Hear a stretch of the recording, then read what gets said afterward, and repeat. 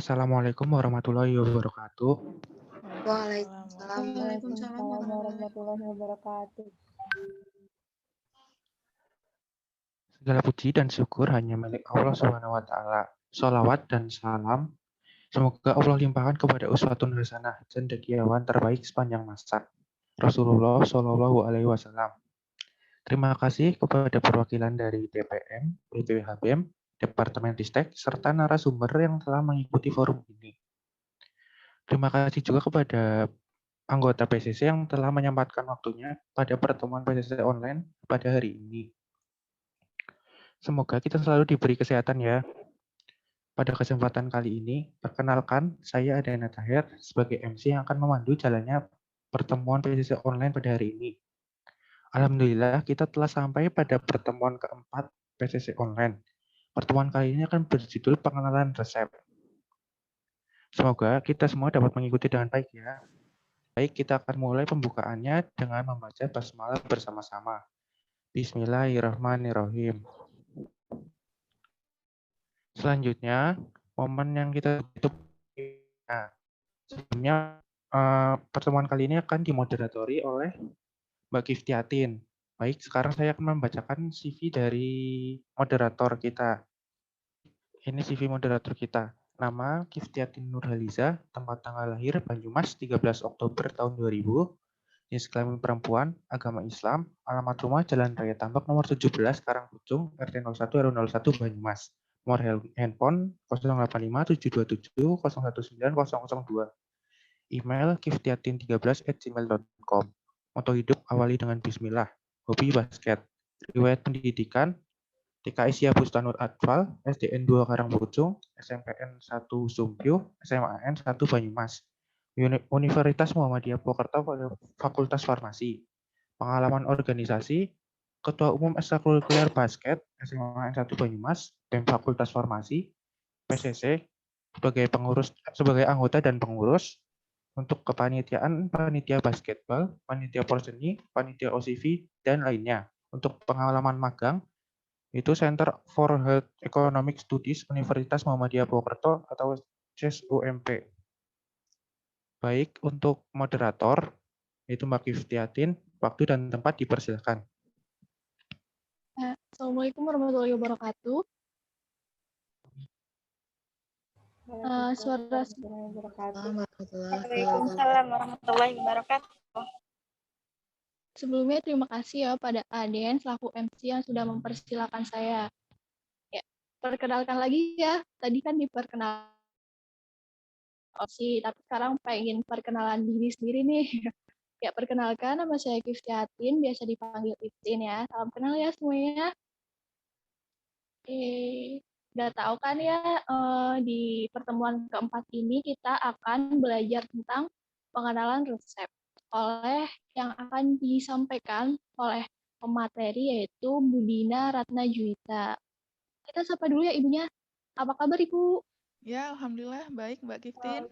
Ya, sebelumnya Ibu, terima kasih Bu sudah menyempatkan waktunya untuk mengisi materi pada pertemuan keempat PCC kali ini. Iya, sama-sama. Ya.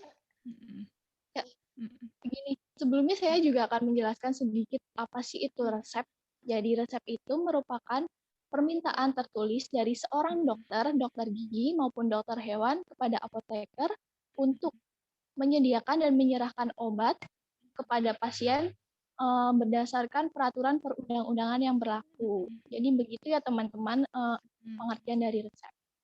Oke, sebelum ke materi, saya akan menjelaskan dulu dua rangkaian acara pada sesi materi kali ini.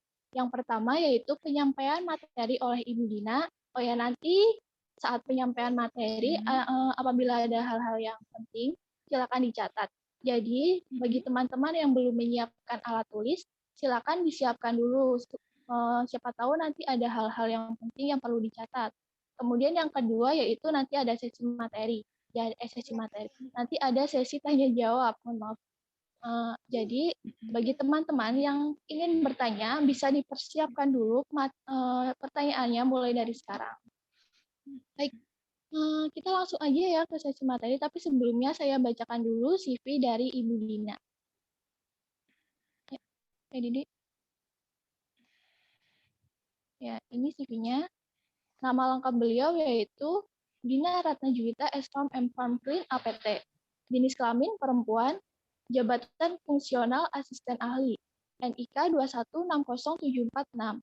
NIDN 062402 NIDN 0624028801. Tempat tanggal lahir Bandung 24 Februari 1988.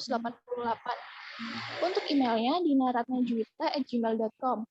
Nomor teleponnya 085 220 165 569. Untuk instansi asal Fakultas Farmasi Universitas Muhammadiyah Purwokerto. Alamat kantor Jalan Kiai Haji Ahmad Dahlan, PO Box 202 Purwokerto. Nomor telepon 02816344424. Lulusan yang telah dihasilkan. Kemudian mata kuliah yang diampu. Banyak, Mbak. Nggak usah, Farmakoterapi. nggak usah disebutin, Mbak. Ya. Next aja. Lanjut aja. Ini untuk riwayat pendidikannya. Untuk S1-nya, beliau lulusan dari Universitas Airlangga pada tahun 2005 sampai 2009. Untuk S2-nya Universitas Airlangga juga pada tahun 2012 sampai 2017. Untuk profesi apotekernya di Universitas Airlangga juga pada tahun 2009 sampai 2010. Oke, naik.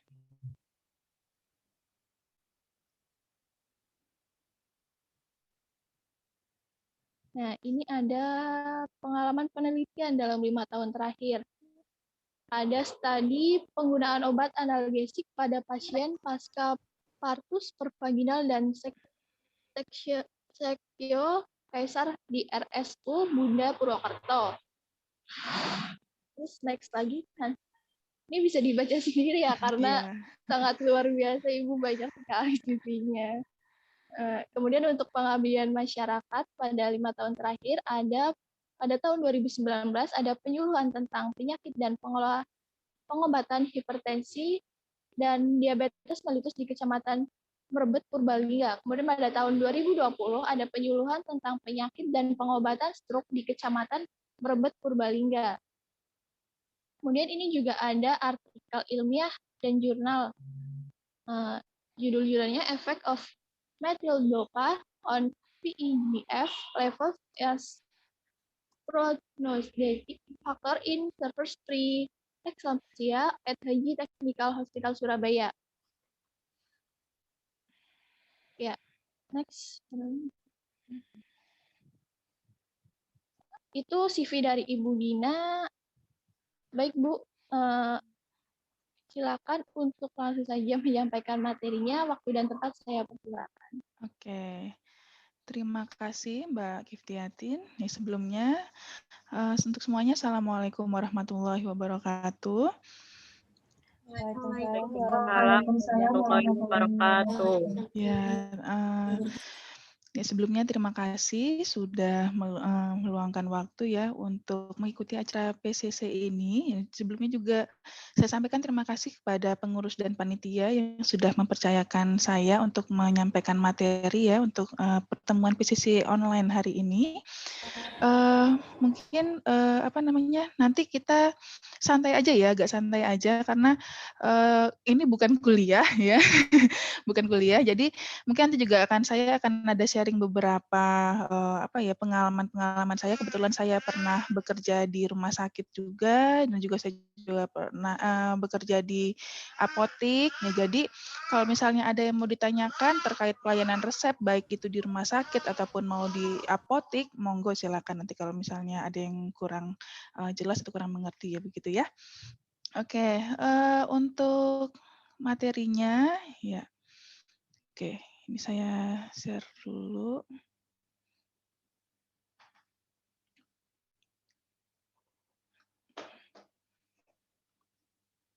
Oke, untuk pelayanan resep ya tadi sudah disampaikan oleh Mbak Kiftiatin ya bahwa resep itu adalah suatu surat tertulis ya yang disampaikan oleh dokter ataupun dokter gigi kepada apoteker terkait dengan terapi yang akan didapatkan oleh si pasien ya. Nah, jadi untuk pelayanan resep oleh apoteker itu ada undang-undang yang meregulasinya atau undang-undang yang mengaturnya. Itu bisa aturan itu terdapat di Permenkes ya, baik di Permenkes maupun di PP Peraturan Pemerintah maupun di Undang-Undang tentang Kesehatan gitu. Nah, salah satu kegiatan kefarmasian itu adalah kegiatan farmasi klinis ya. Jadi itu mencakup dari screening resep, terus nanti penyerahan dan pembuatan dan penyerahan, terus informasi obat, konseling, terus home pharmacy care atau atau home visit gitu ya. Terus juga ada monitoring terapi dan juga ada monitoring efek samping. Nah, kenapa sih pelayanan resep itu harus dilakukan dengan baik ya? Karena dan kenapa juga itu apoteker itu bertanggung jawab ya dalam pelayanan resep ini ya? Karena dengan adanya pelayanan oleh apoteker itu maka bisa menjamin ketepatan terapi dari pasiennya dan juga bertujuan untuk meminimalkan resiko efek samping dan interaksi obat yang diterima oleh pasiennya dan juga untuk menjamin keselamatan pasien dan menjamin kualitas hidup pasiennya. Nah, bagaimana sih proses pelayanan resep itu gitu? Jadi kalau misalnya apoteker itu menerima resep, jadi kan resep itu kita terima ya, apoteker terima. Setelah itu kita kaji dulu ini resepnya ini, kita cek dulu resepnya. Sudah benar nggak secara administratif, sudah benar nggak secara farmasetik, sudah benar nggak secara aspek klinisnya gitu. Nah, setelah itu kita akan konfirmasi ke pasiennya. Nah, itu kita konfirmasi untuk menelusuri riwayat si pasiennya itu. Apa saja sih yang sudah diketahui pasiennya atau mungkin riwayat kesehatannya bagaimana atau mungkin obat-obatannya bagaimana nanti akan kita bahas gitu ya. Terus nanti setelah itu kita lihat kita periksa dulu ketersediaan obatnya, apakah ada obat yang diresepkan itu. Setelah itu kalau misalnya sudah dicek, lalu kita siapkan dan kita serahkan, baru kita serahkan ke pasien disertai dengan pemberian informasi. Nah, jadi tadi ya untuk kajian resepnya tadi sudah ada screening administratif, farmasetik, klinis ya. Nah, kalau administratif apa saja yang dilihat? Yang pertama nama, terus umur pasiennya, jenis kelamin kalau perlu, terus berat badan dan tinggi badan pasien itu biasanya untuk resep-resep yang dosisnya itu membutuhkan perhitungan khusus ya misalnya, atau mungkin dosis untuk pasien-pasien pediatri gitu ya kan karena biasanya dosis obatnya itu berdasarkan berat badan. Nah itu jadi kita cek dulu administratifnya ada nggak di situ di resepnya itu. Lalu setelah itu kita lihat nama, nomor izin, alamat dan paraf dari dokternya. Nah ini untuk memastikan bahwa ini valid nggak nih atau enggak ini dokternya beneran ada nggak atau mungkin jangan-jangan ini resepnya palsu gitu. Karena kadang-kadang kan sekarang karena udah teknologi udah canggih ya gitu. Terus ya orang bisa aja mau bikin resep palsu gitu untuk dapatin obat gitu, obat-obat yang memang harus menggunakan resep gitu kayak gitu.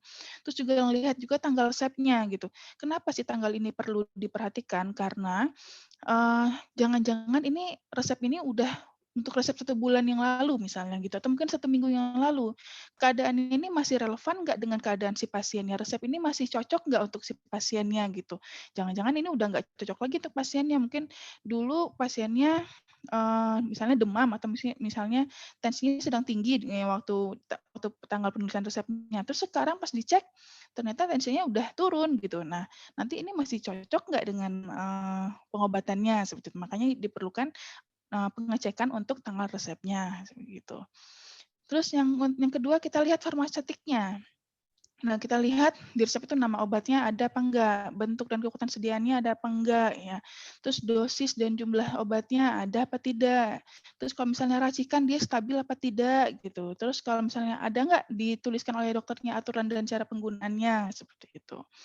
Terus untuk yang klinis, nah ini baru kerjaannya apoteker nih. Kita lihat nggak, kan tadi kan waktu sebelum kita menyiapkan obatnya, itu kita melakukan penggalian riwayat dulu ya ke pasiennya. Nah, tanya-tanya nih pasiennya apa aja keluhannya, terus apa saja yang sudah disampaikan dokternya. Nah, setelah dari informasi itu kita bisa melihat, oh berarti benar ini dokternya meresepkannya sesuai nggak dengan indikasinya atau sesuai dengan keluhannya gitu.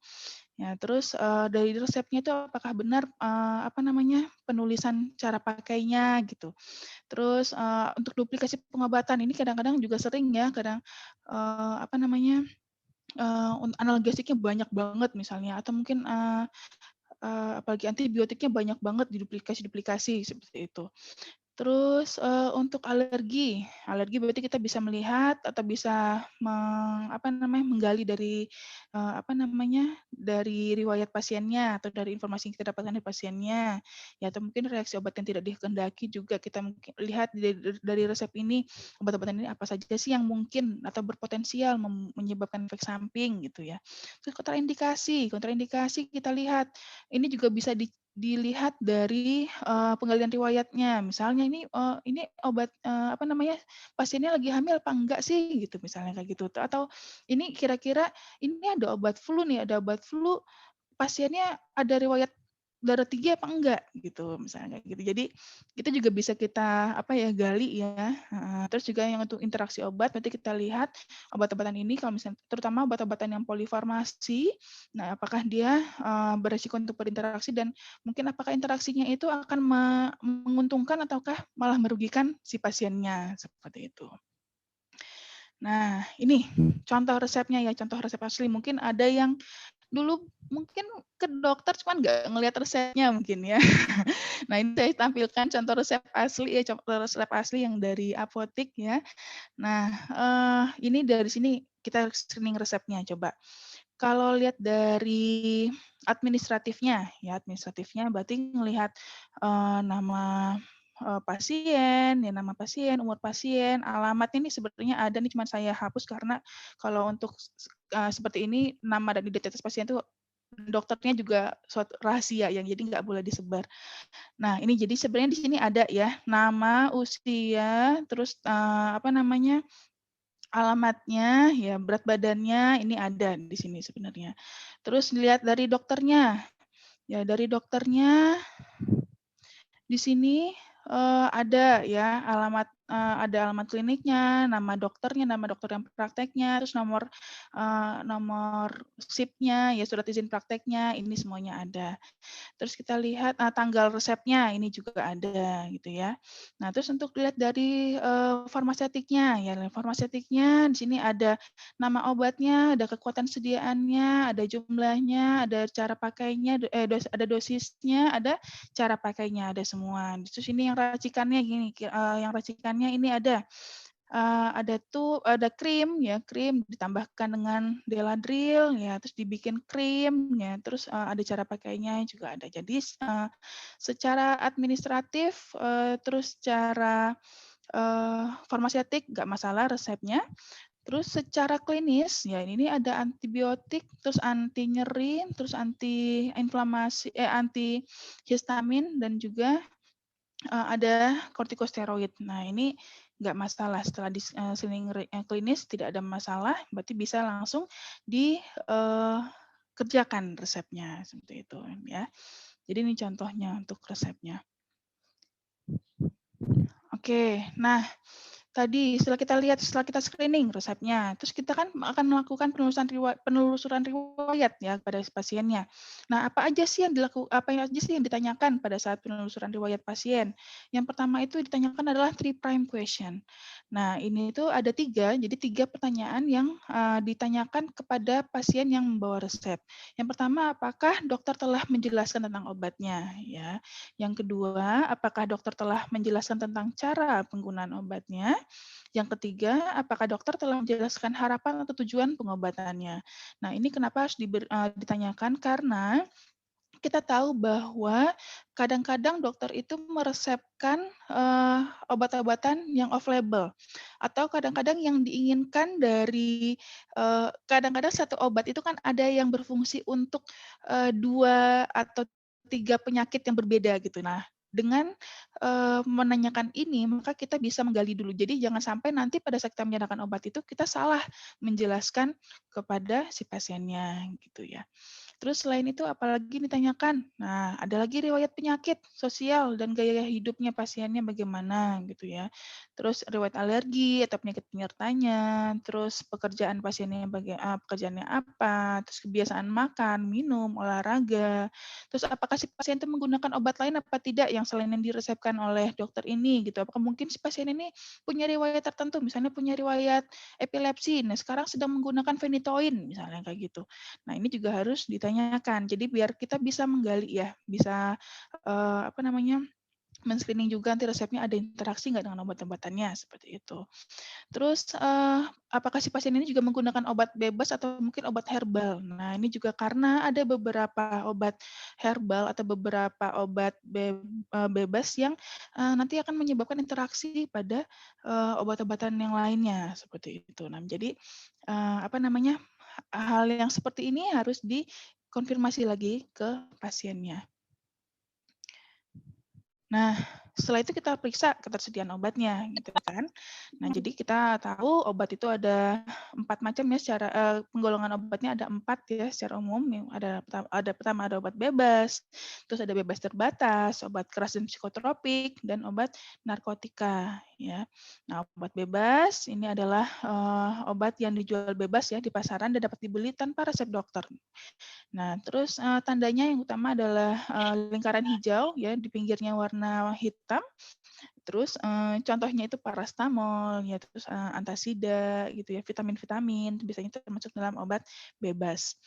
Terus ada lagi obat bebas terbatas. Nah, obat bebas terbatas ini sebenarnya adalah obat keras tapi masih dapat dijual dan dibeli bebas tanpa resep dokter ya. Nah, tapi obat bebas terbatas ini disertai dengan tanda peringatan. Ada kotak hitam ya peringatan, ada kotak hitam peringatannya.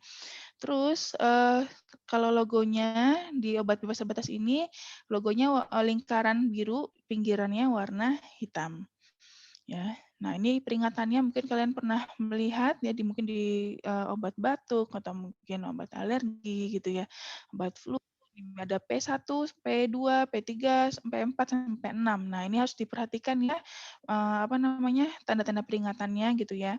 Jadi kalau misalnya kayak obat kumur gitu ya, obat kumur ada yang bisa ditelan, ada yang tidak bisa ditelan gitu. Nah, jadi lihat nih tanda peringatannya ini masuk peringatan yang mana gitu ya misalnya.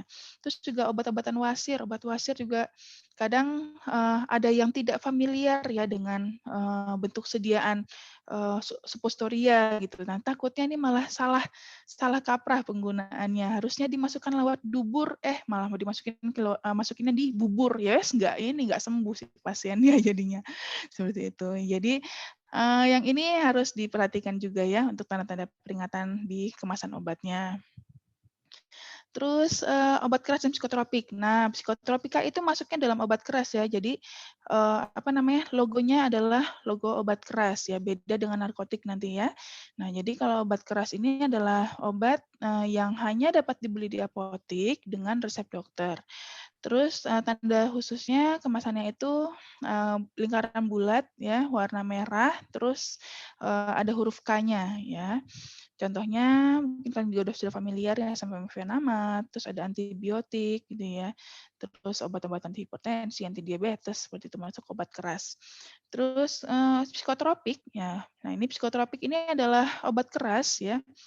Baik itu alamiah maupun sintetis, bukan narkotik, yang berkhasiat sebagai psikoaktif melalui pengaruh selektif pada susunan saraf pusat yang akan menyebabkan perubahan khas pada aktivitas mental dan perilaku. Ya, jadi khasnya adalah perubahan mental dan perilaku. Ya, contohnya adalah diazepam, ya, terus fenobarbital, ya, obat penenang, obat tidur, ya, terus obat antidepresan. Nah, itu masuknya dalam psikotropika.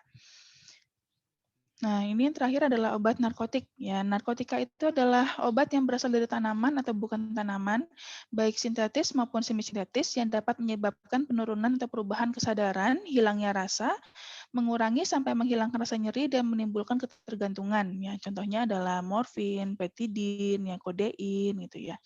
Nah, untuk pelayanan resep pada obat-obatan ini sebenarnya secara umum hampir sama ya. Jadi untuk obat bebas terbatas, terus obat keras, narkotik ya, tadi alurnya mirip.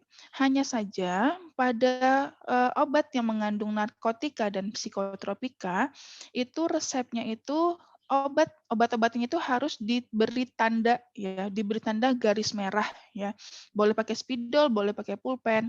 Kenapa? Karena nanti resep-resep itu akan dilaporkan ke BPOM.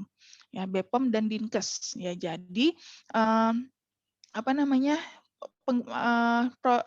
Bentuk kontrol peredaran psikotropika dan narkotika ya dari apotek itu ya dari resepnya itu. Makanya harus ditandai, jangan sampai obat ini resep ini hilang atau mungkin obat ini hilang atau mungkin terbuang ya, sehingga bisa disalahgunakan gitu ya. Makanya untuk pelayanan yang psikotropik dan narkotik ini perbedaannya hanya di situ. Ya, tapi nanti dari awalnya sih cara keseluruhannya sih hampir mirip semuanya seperti itu ya. Yang bedakannya itu saja. Nanti pada saat pelaporannya seperti itu.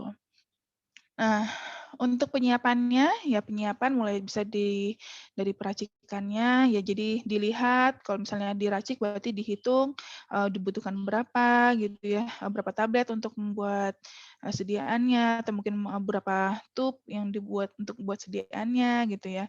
Diperhatikan itu, terus juga nanti diperhatikan apa namanya untuk pencampurannya apakah kompatibel apa tidak gitu ya. Nah, setelah itu nanti setelah diracik dikemas itu kalau misalnya yang obat jadi jangan lupa untuk pengemasan itu etiket ada 2 macam ya, ada etiket yang warna putih pengemasan dan etiket ya. Pemberian etiket itu ada 2 macam, ada yang etiket warna putih, ada etiket warna biru. Nah, kalau misalnya yang putih berarti yang masuk lewat oral ya, lewat mulut, lewat saluran cerna. Kalau yang warna biru berarti dia yang topikal ya. Untuk sediaan injeksi, sediaan IV itu atau sediaan yang untuk tetes mata, tetes hidung, tetes telinga itu yang topikal itu pakainya etiket warna biru ya. Terus setelah itu, setelah dikemas, setelah diberi etiket, kita cek kembali ya, kita cek kembali sudah benar nggak ini penulisannya atau mungkin penulisan etiketnya ataukah mungkin obatnya sudah benar nggak sediaannya yang diminta kekuatan sediaannya gitu kan. Kadang-kadang karena ada satu obat yang memiliki beberapa kekuatan sediaan, misalnya amlodipin 5, ada amlodipin 10, terus atau mungkin asam efenamat aja. Asam efenamat itu ada yang 250, ada yang 500 gitu. Jadi harus dicek kembali ya. Terus juga dilihat juga di etiketnya apakah benar ini obatnya ditujukan untuk pasien itu gitu. Nama pasiennya sudah dipastikan benar apa tidak gitu. Nah, setelah itu setelah dicek kembali setelah semuanya fix, semuanya oke, baru kita serahkan ke pasiennya. Nah, untuk penyerahan obatnya itu jadi saat kita menyerahkan obat ke pasien yang berdasarkan resep dokter itu, maka kita apoteker itu wajib ya harus memberikan informasi terkait obat yang akan diterima oleh si pasiennya. Nah, informasi apa saja yang harus diberikan? Nah, minimal yang mencakup nama obatnya apa, terus aturan pakainya bagaimana, terus cara penyimpanannya bagaimana, terus selama penggunaannya berapa lama gitu ya. Efek samping yang mungkin terjadi. Nah, ini terkait mungkin tadi kita sudah pas penggalian riwayat kan kita menanyakan pekerjaannya apa atau mungkin gaya hidupnya bagaimana. Nah, efek sampingnya ini akan bisa jadi akan mempengaruhi hal-hal tersebut. Nah, makanya kita sampaikan ke pasien ya, oh mungkin Bapak, Ibu, ini obat flu-nya ya, ini bisa menyebabkan mengantuk. Jadi nanti pada saat minum kalau setelah minum obat ini jangan mengendarai kendaraan atau mungkin jangan jangan mengendarai kendaraan ya Bapak Ibu gitu misalnya kayak gitu. Atau mungkin obat ini obat analgesik asam efenamat misalnya. Asam efenamat ini bisa bisa menyebabkan nyeri pada perut Bapak Ibu. Makanya kalau misalnya menggunakan obat ini digunakan setelah makan, jangan digunakan pada saat perut kosong karena akan memperparah efek sampingnya. Misalnya seperti itu. Kita sampaikan informasi yang seperti itu. Terus untuk terapi non farmakologi. Nah, terapi non farmakologi ini bisa kita sampaikan terkait perubahan gaya hidupnya. Misalnya si pasien ini dapat obat mah gitu ya. Sampaikan kepada pasiennya mungkin nanti untuk pola makannya ya Bapak Ibu diperhatikan dan jangan sampai telat makannya atau mungkin kurangi yang makan makanan pedasnya atau kurangi makanan asamnya misalnya seperti itu. Nah, bisa disampaikan untuk terapi non farmakologinya. Nah, selain PIO, kita juga bisa memberikan konseling pada pasien ya, terutama pada pasien-pasien yang membutuhkan perhatian khusus dan berpotensi memiliki masalah terkait obat ya. Jadi misalnya pasien-pasien yang sering lupaan nih, sering lupa minum obat, ini gimana nih cara mengatasinya? Atau mungkin untuk pasien-pasien yang anak-anak, Bu, ini anak saya ini susah banget minum obat, ini gimana ya cara si obatnya kalau seperti ini? Nah, misalnya kayak gitu. Nah, jadi bisa kita berikan konseling kepada si pasien tersebut gitu untuk mengatasi permasalahan-permasalahan terkait obat yang kemungkinan akan dihadapi oleh si pasiennya. Nah, setelah konseling, setelah pasiennya mengerti cara minum obatnya dan sudah pulang, kita melakukan monitoring kepada pasien ini, makanya bisa dilakukan home visit atau pharmacy care ya. Nah, kalau sekarang sudah mungkin zaman COVID gini ya udah sulit ya untuk melakukan home pharmacy care ya. Dulu kebetulan di apotek saya itu sempat dilakukan home pharmacy care untuk pasien-pasien yang memang penyakit kronis, tapi karena sekarang COVID sudah tidak datang lagi ke pasiennya tetapi melalui telepon. Nah, jadi bisa melalui telepon, terus dimonitoring bagaimana, apakah obatnya sudah habis, apakah masih ada keluhan apa tidak, gitu. Terus apakah ada masalah lain terkait obatnya, nah seperti itu. Jadi bisa dilakukan monitoring dengan telepon pun juga nggak masalah, seperti itu.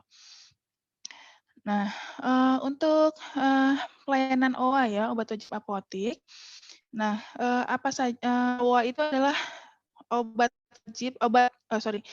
keras yang dapat diberikan oleh apoteker tanpa resep dokter ya.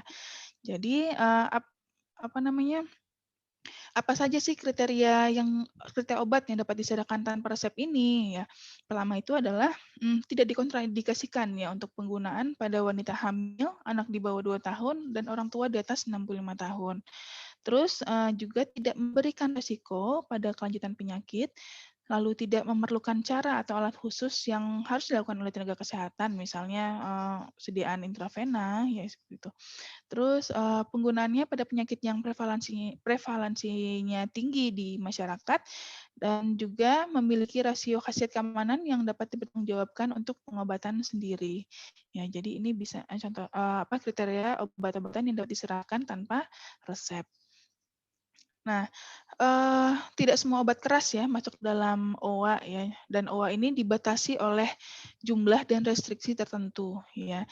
Nah, jumlah dan restriksi tertentu itu misalnya adalah misalnya obat OA obat ini merupakan kelanjutan dari resep sebelumnya misalnya gitu. Mungkin restriksinya jumlahnya maksimal 1 tub misalnya gitu atau maksimal 1 keping ya, satu keping gitu ya, atau mungkin maksimal penggunaan satu siklus pemberian untuk 1 siklus misalnya seperti itu. Nah, jadi ada restriksi tertentunya, ada persyaratan-persyaratan tertentu untuk pemberian OA ini gitu ya. Terus daftar OA itu ada 3 ya, ada OA 1 sampai 3. Dan ini adalah peraturan tentang OA-nya. Jadi OA itu sudah diatur oleh Kepmenkes ya, mulai dari OA 1 sampai OA 3-nya. Ya, terus ini contoh daftar OA. Nah, jadi ini contohnya tadi ada yang kontrasepsi ya, yang OA kontrasepsi itu merupakan OA obat keras, tapi boleh diberikan tanpa resep dokter. Tapi ada restriksinya. Kalau pasien ini baru pertama kali menggunakan kontrasepsi itu tidak boleh dilakukan.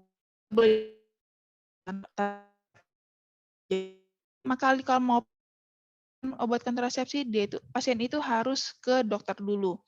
Nah, terus pembeliannya itu hanya untuk 1 siklus dan kontrol ke dokter setiap 6 bulan sekali gitu ya. Jadi tidak berkelanjutan terus-terusan tanpa kontrol gitu ya.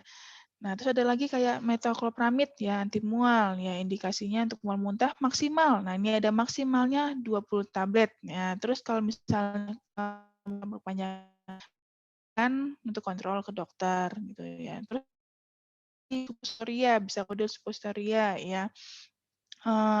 Maksimalnya pemberiannya adalah 3 suppo seperti itu. Nah, ini contohnya, sebenarnya ada banyak lagi daftar OA-nya, nanti bisa dilihat di peraturannya seperti apa gitu ya. Nah, ini yang mungkin agak sering menarik ya.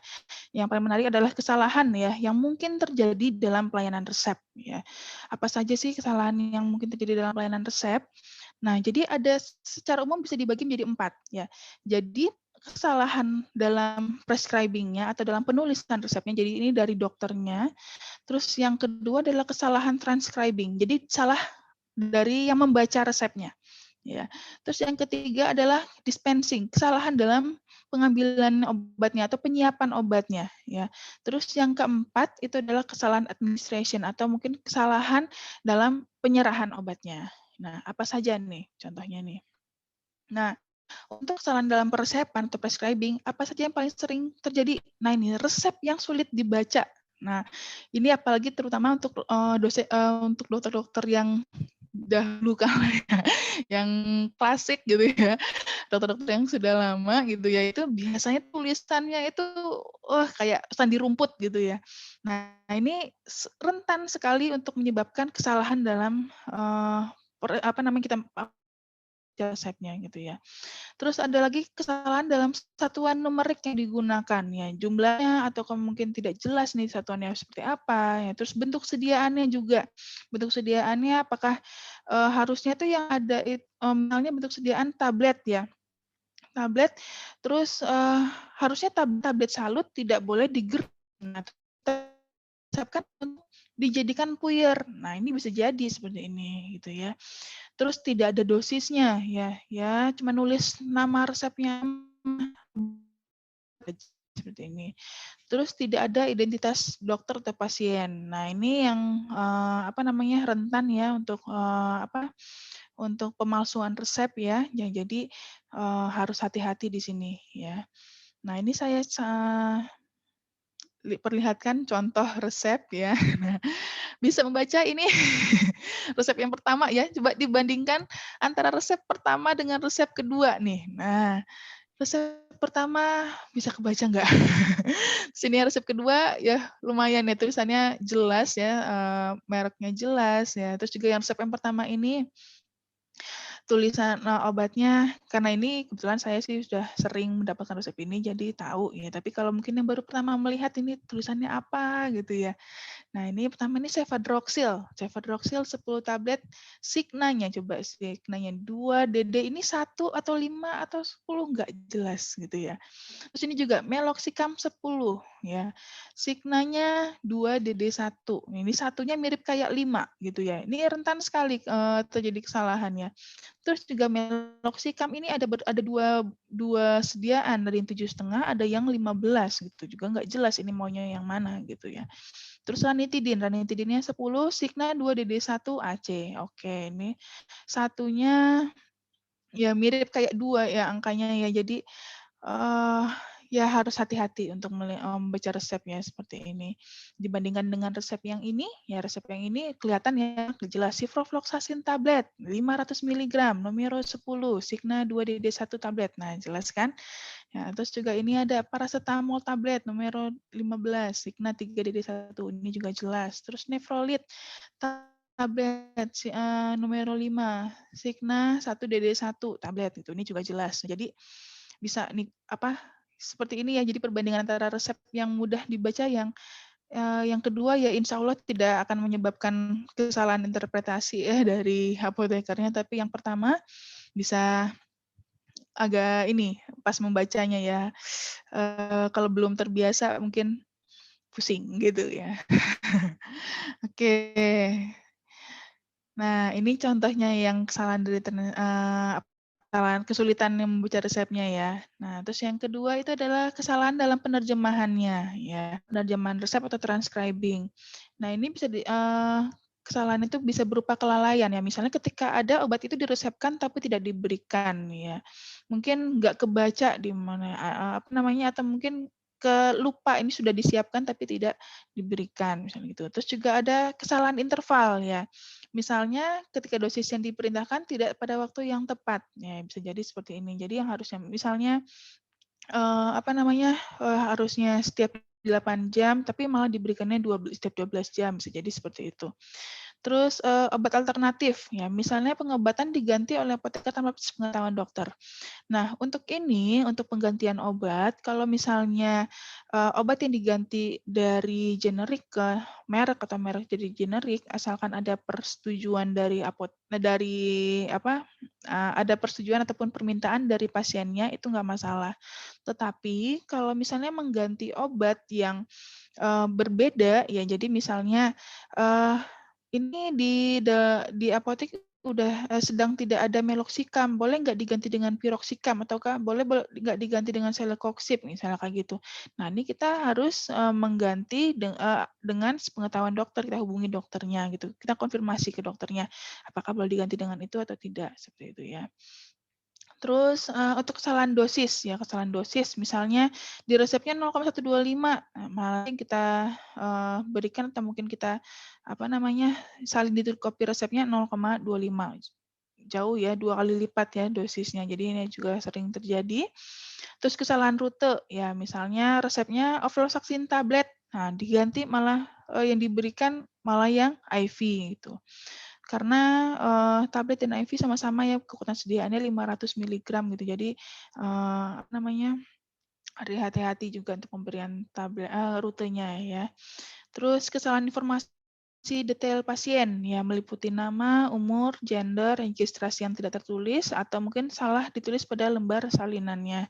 Ya, jadi kadang-kadang kita menemui pasien yang namanya itu sama gitu ya, namanya sama. Ini juga kita manggil satu nama, yang datang malah 2 orang. Nah, ini yang mana gitu. Jadi harus detail ya untuk informasi si pasiennya. Nah, terus selain untuk transcribing-nya, kita juga ada lagi kesalahan-kesalahan yang umum terjadi untuk dalam menyiapkan ya atau meracik obatnya ya dalam dispensingnya. Misalnya kesalahan pengambilan obatnya ya, terutama untuk obat-obatan yang lasa ya, misalnya obat-obat yang look alike, sound alike gitu, yang kemasannya mirip atau mungkin yang namanya itu mirip gitu ya. Misalnya yang diresepkan adalah chlorpromazine, tapi malah diambil yang chlorpheniramine misalnya kayak gitu. Jadi salah obat, salah nanti efek terapi jelas bakal berbeda gitu ya. Terus juga ada lagi yang kesalahan kekuatan sediaan. Ini juga sama. Tadi contohnya yang amlodipin 5 dan amlodipin 10 itu sama bentuk kemasannya itu mirip gitu ya. Terus atau lagi apalagi tadi piroxicam yang 10 dan piroxicam 20 atau meloxicam 7,5 sama meloxicam 15 kayak gitu. Nah, ini bisa jadi karena kesalahan kekuatan sediaannya.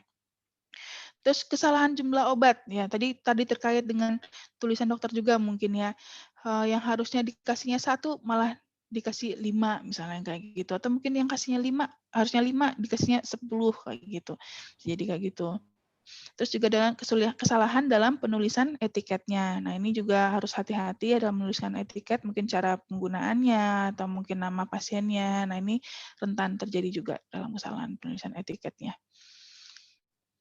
Terus yang terakhir adalah kesalahan dalam penyerahan obat atau administration ya. Nah, dalam kesalahan dalam penyerahan obat ini ya bisa terjadi di rumah sakit maupun pada pasien yang menerima resep di apotek gitu ya. Nah, ini kalau yang waktu pemberian obat ini terutama biasanya terjadi di rumah sakit ya. Jadi yang harusnya misalnya ada obat yang harusnya diberikan malam hari, misalnya obat untuk anti kolesterol ya, simvastatin harusnya diberikan malam hari. Tapi karena yang memberikan nggak ngerti atau mungkin kemasannya sudah terbuang atau etiketnya sudah terbuang, malah diberikannya pagi hari, wes nggak efektif obatnya gitu, jadinya seperti itu. Atau mungkin yang teknik pemberian obatnya ya tadi seperti tadi yang saya contohkan, yang harusnya suppostoria masuknya di dubur, malah diberikannya di bubur gitu. Jadi salah teknik pemberian obatnya gitu ya. Terus ada lagi yang right drug wrong patient ya. Jadi ini obatnya salah, obatnya ini sudah benar gitu, nama pasiennya itu sudah benar di etiketnya, tapi ternyata pasiennya itu punya yang punya nama sesuai dengan nama pasien itu banyak gitu. Misalnya Pak Tono gitu, Pak Tono itu ternyata yang kebetulan hari itu yang berobat ada 3 orang Pak Tono gitu. Begitu dipanggil namanya Bapak Tono gitu. Nah 3 orang maju. Nah ini Pak Tono yang mana yang dikasih obatnya ini? Nah ini juga sering terjadi ya. Jadi makanya untuk mengatasi itu, nah apa yang harus dilakukan untuk mencegah terjadi medication error itu? Nah, ini. Yang pertama, kita harus mengidentifikasi pasien itu minimal dengan 2 identitas ya. Misalnya nama pasiennya tadi Pak Tono, cek tanggal lahirnya tanggal berapa Bapak. Nah, itu kan kemungkinan untuk pasien itu lahir di tanggal dan tahun yang sama kan kecil ya. Nah, makanya ini bisa diidentifikasi dengan ini. Atau mungkin kalau misalnya sedang di rumah sakit namanya sama, oh lihat rekam medisnya, nomor rekam medisnya benar enggak, nomor identitas pasiennya benar apa enggak. Nah, jadi untuk pemberian obat ini harus dicek kembali ya, dicek kembali identitas dari si pasiennya itu benar apa enggak gitu ya. Terus apoteker itu tidak boleh membuat asumsi sendiri ya pada saat melakukan interpretasi resep dokter. Nah, ini terutama pada resep-resep yang tadi tulisannya kurang jelas tadi. Nah, jadi kita harus konfirmasi ke dokternya. Makanya pada saat screening resep itu kan kita lihat, oh iya di dokternya ini ada nama dokternya, ada SIP-nya, ada alamat, ada nomor teleponnya. Langsung telepon dokternya. Ini benar enggak dok? Ini resepnya atas nama pasien ini, alamatnya ini, usia segini, mendapatkan ini gitu. Melakukan A, B, C, D, E, itu benar nggak gitu. Jadi konfirmasi ke pasiennya kalau misalnya tidak bisa membaca tulisan di. Nah, terus selain itu dapatkan informasi